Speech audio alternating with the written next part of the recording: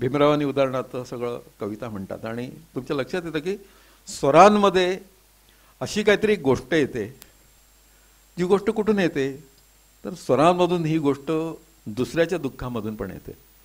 एखादा माणूस केला दगा फुलाने असं जेव्हा म्हणतो तेव्हा काय त्याला होत असेल हे जाणल्याशिवाय स्वर येऊ शकत नाहीत, इतका सुंदर स्वर येऊ शकत नाहीत. त्याच्यामुळे मला नेहमी असं वाटतं की जी लोक अत्यंत सेन्सिटिव्ह आहेत, ज्यांना टी व्हीच्या सिरियलपेक्षा घरामध्ये कोणी दुःखी असलं किंवा काही वाईट चाललेलं असलं तर त्याच्याकडे बघावं असं वाटतं. हे सगळे सेन्सिटिव्ह लोक आहेत. ह्या मगाचं एक वाक्य फक्त मी विसरलो, हे रिकामे सगळ्या खुर्च्या आहेत ना, एकदा शन्ना नवरेने आपल्या भीमरावांच्याच कार्यक्रमात म्हटलेलं वाक्य आहे, फार अप्रतिम. खूप सुंदर सूर लागले होते भीमरावांचे आणि गर्दी मात्र कमी होती. त्यावेळी शन्ना नवरे म्हटले की ह्या सगळ्या रिकाम्या खुर्च्या आहेत ना, ह्या सगळ्या अभागी लोकांच्या खुर्च्या आहेत. ही लोक मिस करतात सगळं खूप छान काय काय. तर मला असं वाटतं की कवितेमध्ये येणं ही गोष्ट ही खूप मोठी जगण्याचा खूप मोठा एहसास देणारी गोष्ट आहे. खूप छान जगणं असतं, खूप तुमच्याकडे ऐहिक गोष्टी असतात, पण मनातलं जे खूप सुंदर चांदणं बघण्यासाठी एक जी खिडकी लागते, जिला आपण चांदण्याची खिडकी म्हणतो, ही खिडकी तुम्हाला कविता देते. आणि खूप वेळा असं असतं की तुमच्याकडे सगळं असतं पण अशी खूप सुंदर खिडकी आहे ज्यातून हात पुढे करून तुम्ही चांदण्यांच्या पागोळ्याला स्पर्श करू शकता. अशी खिडकी फक्त तुम्हाला कविताच देते.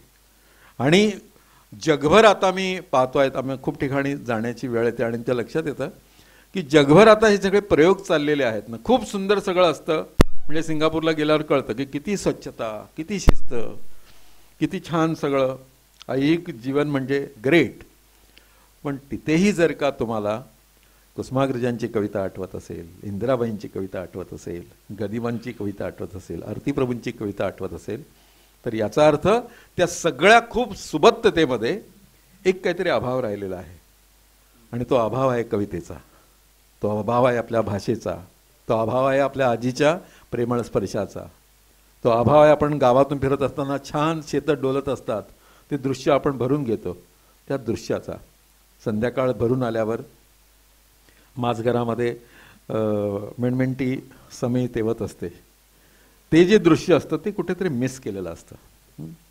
त्याच्यामुळे मला असं वाटतं की जेव्हा कुसुमाग्रजांची कविता आपण म्हणतो, नवलाख तळपती दीप विजेचे जेत, उतरली तारका दळे जणू नगरात, परी स्मरते आणि करते व्याकुळ तेव्हा, मज माझ घरातील मंद दिव्याची वात. सगळे नवलाख दिवे सगळीकडे लागलेले आहेत, पण मनामध्ये अशी जर का सांजवात तुमच्या नसेल तर त्या नवलाख दिव्यांना काही अर्थ नाही, असंच त्यांना एका अर्थानं सांगायचं आहे. कविता नावाची गोष्ट ही खूप अर्थाने फार इंटरेस्टिंग गोष्ट आहे. पण आता अलीकडे आम्ही कार्यक्रम करतो तेव्हा मला जे जाणवतं ते फार वेगळं आहे. ते म्हणजे खूप ठिकाणी कविता म्हणताना सवय, सगळ्या इंग्रजी प्रभावाची जी सवय आहे ना, ती फार विचित्र सवय आहे. म्हणजे ज्या अमेरिकेने खूप आपल्यावर उपकार केलेत आणि ज्या काही विशिष्ट गोष्टी दिल्या त्याच्यामध्ये ही एक गोष्ट आहे, इंग्रजी भाषेने पर्टिक्युलरली, की लोक हलतच नाहीत. आता भीमराव गात होते आणि आम्ही असं उत्स्फूर्तपणे दाद देत होतो, तर खूप लोकांना दाद देताना सुद्धा इतकी कंजूशी करतात आपल्याकडे. तर ते मला असं वाटतं ना, तिथून सगळी सुरुवात झालेली आहे. कवितेपासून आपण दूर गेलो त्याची. वा म्हणणं, क्या बात आहे असं म्हणणं ना मनापासून, याचा अर्थ तुम्ही तुमच्या हृदयाला जिवंत करणं असं आहे. दाद तुम्ही शायरीला देत नाही, दाद तुम्ही तुमच्या हृदयाच्या चुकलेल्या ठोक्यांना देता, असं मला सतत वाटतं. आणि ते जर का होत नसेल ना तर तिथे फार गफले होतात. म्हणजे आम्ही पुण्याला गेलो की नेहमी सांगावं लागतं पुण्याच्या लोकांना की दाद द्या, दाद द्या, दाद द्या. आणि ते शेजारच्याला विचारतात, मी असं कळलं मला, शेजारच्याला विचारतात दाद द्यायची का म्हणून. तर अशा पद्धतीचं समजा सगळं असेल तर फार कठीण आहे. काही लोकांना टाळ्या वाजवणं कमीपणाचं वाटतं तर ते घरी जाऊन टाळ्या वाजवतात. काही लोक दुसऱ्या दिवशी टाळ्या वाजवतात कळल्यावर वगैरे असं. तर हे जे सगळं आहे हे इतकं विचित्र, चौकोनी चेहऱ्याची माणसं खूप आपल्या समाजामध्ये निर्माण होतात. या सध्या पाहतो मी की त्यांच्याकडे काय असतं, त्यांच्याकडे सगळं असतं पण तुमच्याकडे बघताना, कवी म्हणून बघताना इतकं संशयाने बघतात ते की उदाहरणार्थ कवी संमेलनाला मी अनेक वेळा बघितलं की सांगावं लागतं हे कवी संमेलन आहे की शोकसभा आहे, जरा बोला की, जरा हसा की. चालेल, कसल्याही पद्धतीची दाद द्या, पण दाद द्या. ज्यांची हृदय झाडांची त्यांनाच फक्त फुले येतात, असं पाडगावकरांचं वाक्य आहे. आणि मला सारखं असं वाटतं की ह्या सगळ्या ऐहिक सुबत्ततेच्या जगण्यामध्ये ही अशी झाडांची हृदय शोधावी लागतात. सध्या मला सिंगापूरला गेल्यावर ज्या लोकांची खूप दोस्ती झाली त्याच्यामध्ये प्रशांत होता, वनिता होती, काही मंडळी होती. बाकीचे लोक मी विस्मरणात गेली माझ्या. त्याचं कारण असं की आपल्याला कळतं मायेचं माणूस, जवळचं माणूस, कवितेतला माणूस हे कोण आहे. खूप कवी तुम्ही बघता की ते खूप साधे राहतात आणि खूप प्रेमळपणे जगत असतात. आणि जे खूप कॉर्पोरेट पद्धतीचे सगळे कवी असतात ते तुमच्या लक्षात येईल की ते असं बेतलेलं लिहितात आणि त्यांच्या कवितेमध्ये असं काही नसतं की जे परत तुम्हाला असं गलबलून टाकावं. आमचा प्रशांत असणारी नावाचा मित्र लिहितो, मी नेहमी त्याची कविता ऐकतो. मला प्रत्येक वेळी ती कविता म्हणताना असं भरून येतं. आईबद्दल त्यांनी लिहिलं आहे की मुलगा म्हणाला आईला दिव्याची वात जरा मोठी कर, मला वाचता येत नाही.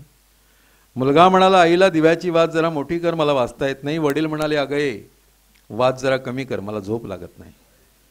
मुलगा म्हणाला वात जरा कमी कर, मला झोप लागत नाही. रात्रभर बिचारी दिव्याची वात कमी जास्त करत राहिली. रात्रभर बिचारी दिव्याची वात कमी जास्त करत राहिली. आयुष्यभर दोघांमध्ये वातीसारखी जळत राहिली. 4च ओळी असतात पण तुमचं सगळं भावविश्व त्या क्षणासाठी सुद्धा एकदम ते बदलवून टाकतात, हलवून टाकतात. आणि ही सगळी किमया या शब्दांमुळे, ज्या कवितेमुळे होते, ही कविते आपले सततच आपल्या बरोबर असतात असं मला वाटतं. माझी एक कविता मला खूप वेळा ती म्हणण्याचा आग्रह होतो, पण तुम्ही रसिकाने मला म्हणायला सांगावी, प्रमोदने मला म्हणायला सांगावी, किंवा भीमरावाने मला म्हणायला सांगावी, आणि कुठल्या तरी समीक्षकाने म्हणावं सांगावी, याच्यात फार फरक आहे. ते समीक्षक, मला एक मैत्रिणीने फोन केला होता, काहीतरी काम होतं, आणि नंतर जाता जाता काम झाल्यावर विचारलं की अरुण नवीन काय लिहिलंस. तर मी म्हटलं ऐकवतं तुला. ते मी ऐकत होतं तेव्हा ती दाद देत होती ना, त्याच्यामुळे माझं असं काळीज अर्ध कापल्यासारखं मला वाटायला लागलं. मी म्हणालो की ऐक, ते दिवस आता कुठे जेव्हा फुले बोलायची. त्याच्यावर तिकडून टेलिफोनमधून शब्द आला, बरं बरं म्हणाली ती. ते दिवस आता कुठे जेव्हा फुले बोलायची, दूर ती गेली तरी ही सावली भेटायची. असं म्हटलं तर ही दाद आहे की परीक्षा घेताय तुम्ही माझी. म्हणजे अशाच पद्धतीची सगळी मानसिकता इतकी समाजामध्ये आहेत ना की प्रत्येक गोष्टाची कठोरपणे सगळी बघत असतात. फमो शिंद्यांची कविता, एवढी देखणी कविता ती. आई एक नाव असतं, घरातल्या घरात गजबजलेलं गाव असतं. ती असते तेव्हा जाणवत नाही, नसते तेव्हा नाही म्हणवत नाही. आई म्हणजे काय असते, आई म्हणजे काय असते, लंगड्याचा पाय असते, वासराची गाय असते, दुधावरची साय असते, धरणीची ठाय असते. आई असते जन्माची शिदोरी, जी सरतही नाही आणि उरतही नाही, जी सरतही नाही आणि उरतही नाही. आता या कवितेमध्ये ऑब्जेक्शनेबल काय आहे. पण एक शाणा मला भेटला होता, त्याने मला विचारलं, ते म्हणले तुम्ही ती मगाशी कविता वाचली तर आई एक गाव असतं. म्हटलं भमचिंतांची कल्पना आहे ती की आई एक गाव असतं. नाही, तो म्हटला आई जर का गाव असतं तर मग आजी काय तालुका असते का. म्हटलं इथे भेटलात, नंतर भेटू नका तुम्ही मला. अशा पद्धतीची सगळी जनरेशनच्या जनरेशन मला नेहमी वाटतं. आणि बोरिवलीचाच माझा मित्र आहे, दादरचा मित्र बोरिवलीला आला आणि त्याने विचारलं एका मुलाला, भावाच्या मुलाला विचारलं कुठल्या शाळेत जातोस. त्यांनी काय सेंट एडवर्ड असं काहीतरी सांगितलं. दुसऱ्या मुलाला विचारलं त्यांनी सेंट जॉन. तिसऱ्या मुलाला सांगितलं तर त्यांनी सेंट टेरेसा का असं काहीतरी. मग त्यांना विचारलं काका तुम्ही कुठल्या शाळेत शिकलात. मग त्याला कळे ना ते ह्यांना काय उत्तर द्यायचं. तो म्हणला सेंट छबिलदास. आमच्या पुष्पाबाईंचं फार सुंदर वाक्य आहे की सध्या नात काय बोलते ते आजीला कळत नाही, आजी काय बोलते ते नातीला कळत नाही, कारण आजीचं माध्यम वेगळं आणि नातीचं मीडियम वेगळं, नातीचं मीडियम वेगळं. ही सगळी तफावत आहे. पण या तफावतीमध्ये सुद्धा मला फार बरं वाटतं जेव्हा वनितासारख्या एका नवीन कवयित्रीचा संग्रह येतो आणि तो इतका प्रॉमिसिंग येतो की भीमरावांना पण वाटतं हे कंपोज करावं, किंवा किशोरला सुद्धा वाटतं की छान प्रस्तावना लिहावी. आम्हालाही वाटतं की वनिताच्या संग्रहाला जाऊन तिचा गौरव करावा. याचं कारण अशा पद्धतीचं काहीतरी रुजलेलं आपल्यात आहे शिल्लक, याचा तो आनंद आहे. या क्षणी आम्ही गुमानला, खरं तर गुमानला जाणार होतो आणि प्रशांतने सांगितलं की तुम्ही जाऊ नका. म्हणजे मलाच वाटलं की नाही, यायला पाहिजे आपण काही झालं तरी, पण बरं नाही गेलो तिकडे. त्या ट्रेनमध्ये काय झालं असतं, काय आता अवतार असतं या क्षणी माझा, ते तुम्हाला कळलं असतं वगैरे. पण मला संजय अजून म्हणतो की तू मनाने गुमानला वगैरे आहेस. तसं नाही, मनाने आता मी बऱ्याच ठिकाणी आहे. पण मला असं वाटतं की एका अर्थानं गुमानमध्ये जाऊन साहित्य संमेलनाला हजेरी लावणं त्याच्याच इतकं महत्त्वाचं आज वनिताच्या संग्रहाला मी इथे आहे.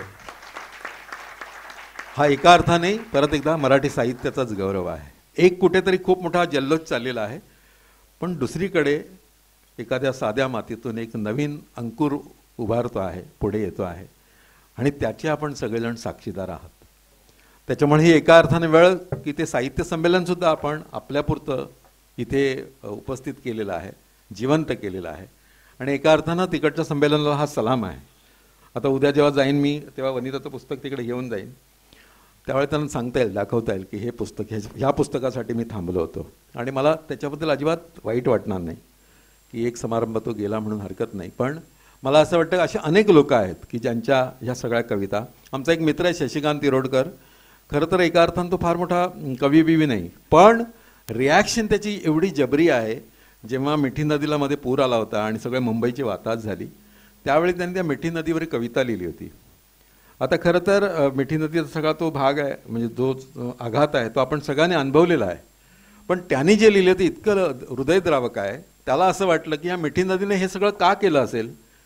तर त्यांनी कुठेतरी एक बातमी वाचली होती की या मिठी नदीचा उल्लेख कुठल्या तरी एका ऑफिसरनी त्याच्या रिपोर्टमध्ये नाला असं केला होता. रिव्हर ऐवजी नाला असं लिहिलं होतं आणि त्याला आठवळी सुचल्या. ते अशा होत्या की नदीला नाला म्हटलं तिथेच तिचं हृदय फाटलं. नदीला नाला म्हटलं तिथेच तिचं हृदय फाटलं. भर पावसात तिचं या महानगरीवरचं प्रेम आटलं. केव्हापासून ती या पावसाचीच वाट पाहत होती, केव्हापासून ती या पावसाचीच वाट पाहत होती. सगळं सहन करत गटार बनून गुपचूप वाहत होती. सगळं सहन करत गटार बनून गुपचूप वाहत होती. जेव्हा तिला अगदीच उभं आला तेव्हा तिनं पावसाला सुपारी दिली. जेव्हा तिला अगदीच उभं आला तेव्हा तिनं पावसाला सुपारी दिली आणि नीट फिल्डिंग लावून दर्याला टीप दिली. नीट फिल्डिंग लावून दर्याला टीप दिली. 3 दिवस उभा ठाकला पाऊस तिच्या पाठी आणि तिने मुंबईच्याच गळ्याला मारली मिठी. आणि तिने मुंबईच्याच गळ्याला मारली मिठी. सारे म्हणतात आता तिनं केला घात, पण नदीला नाला करण्यात त्यांचाच होता हात. पण नदीला नाला करण्यात त्यांचाच होता हात. तिनं हेका सोडला नाही, नुकसान होणार हे जाणलं. तिनं हेका सोडला नाही, मुंबई बुडणार हे जाणलं. पण मिठी नदी हे बुजलेलं नाव परत सातबारावर आणलं. मिठी नदी हे बुजलेलं नाव परत सातबारावर आणलं. मला असं वाटतं की तुम्ही जितकं आयुष्यामध्ये असता ते सगळं आयुष्यातलं अनुभव आहे, अनुभव विश्व हे तुम्हाला असं लिहायला भाग पाडतं. आणि त्याच्यासाठी प्रतिभा तर लागतेच, ती असतेच तुमच्याकडे. पण अशा पद्धतीनं एकदम तिरकं बघणं जे आहे ते खरं तर कवीला आलं पाहिजे. वनिताचा आता बाकीचा वेळ मला माहीत नाही कशात जातो, पण नाही, बाहेर गेल्यावर मला माहिती आहे की अनेक व्यवधानं, विशेषतः स्त्री म्हणून जी व्यवधानं असतात त्याच्याबद्दल तुम्हाला नेहमीच सलाम करावा असं वाटतं. की आपल्याकडे फार स्त्रीमुक्तीच्या गप्पा होतात, खूप मॉडर्न सगळं झालेलं आहे. पण आमचे नायगावकर म्हणतात की किती पुरोगामी आम्ही झालेलो आहोत आता. तर नोकरी करणारी बाई जर का आली घरात दमून भागून, तर तिला फक्त सांगतो की थोडा वेळ विश्रांती घे, पण नंतर चहा तूच कर वगैरे. एवढंच फक्त पुरोगामी झालेलं आहे, थोडा वेळ विश्रांती घे, हे एवढंच आपण झालेलं आहे. तर त्या पद्धतीने मला असं वाटतं की खूप वेळ कमी असतो ह्या लोकांना. पण मला आरतीप्रभू आठवतात. आरतीप्रभू एस टीच्या 2 एसट्या 2 उभ्या आहेत कुडाळ स्टेशनामध्ये आणि बाजूच्या एस टीमध्ये खूप सुंदर अशी एक मुलगी बसलेली आहे. तर ते मित्राला सांगतात की बघ लवकर मित्रा, लवकर बघ गाडी सुटायच्या आत. पण तो सांगायच्या आत ती गाडी सुटते आणि ती मुलगी निघून जाते पुढे. पण कवी काही स्वस्त बसत नाही. कवी ताबडतोब त्याच्यावर काहीतरी लिहितो आणि ते इतकं अप्रतिम. त्यांनी लिहिलं की जराच दिसली पोर फटीतून, जराच दिसली पोर फटीतून आणि निसटली कोरदिठीतून, आणि निसटली कोरदिठीतून. तर हे जे आहे ना, हे सगळं कवीकडे असावं लागतं. अनेक वर्ष तर बागवे सर तर कविता नावाची गोष्ट शिकवतातच, ते आणखीन खूप कविता सांगतील. पण मला नेहमी असं वाटतं की कवितेमुळे खूप जगणं जिवंत झालं आहे. मला आज आठवतं की भीमरावांच्याकडे मी अगदी सुरुवातीला गेलो होतो, त्याच्यावर मी लिहिलं पण होतं की स्टेट बँकेच्या त्या 13व्या का 25 मधल्या इमारतीमध्ये, 13व्या मजल्यावर का 10व्या मजल्यावर आपण जायचो, 5व्या मजल्यावर, आणि आजूबाजूला सगळ्या इमारती, सगळं कॉर्पोरेट ऑफिस. आणि भीमराव त्यावेळी नाही म्हणा वयाला आता असे करूया असं म्हणायचे. आणि मी सगळ्या इमारतींकडे बघत माझ्या डोळ्यात पाणी यायचं की हातात चंद्र घेऊ, हातात प्राणात चंद्र घेऊ, हाती उन्हे धरूया, असं सुरेश भटांनी लिहिलेलं आहे. त्या सुरेश भटांचे किती उपकार आहेत आमच्यावर, आणि ते अशा ह्या प्रसंगांमध्ये समजतात.